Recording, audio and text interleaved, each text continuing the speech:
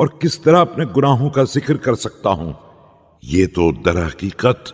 میں اپنے نفس کی سرزنش کر رہا ہوں، اس لیے کہ مجھے تیری مہربانی کا لالچ ہے جس سے گناہگاروں کا کام بنتا ہے، اور اس رحمت کی آرزو ہے جس کے ذریعے خطا کاروں کی گردن جہنم سے آزاد ہوتی ہے۔ خدایا، اب یہ میری گردن ہے جسے گناہوں نے گرفتار کر لیا ہے، تو اب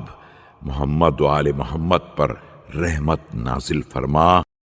اور اپنے عفو و درگزر سے اسے آزاد کر دے، اور یہ میری پشت ہے۔ اور اسے خطاؤں نے بوجھل بنا دیا ہے، تو اب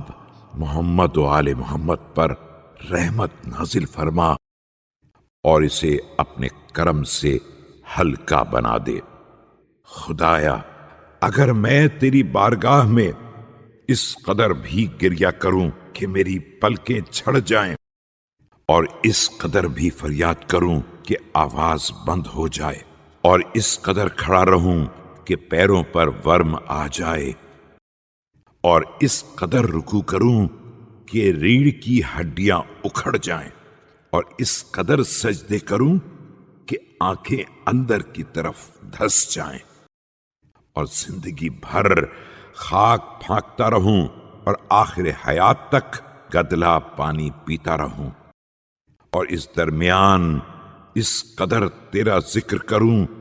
کہ زبان گنگ ہو جائے، اور شرم کے مارے آسمان کی طرف نظر بھی نہ اٹھاؤں، تو اس کے باوجود میں اپنے گناہوں میں سے ایک گناہ کے بخشے جانے کا بھی سزاوار نہ ہوں گا۔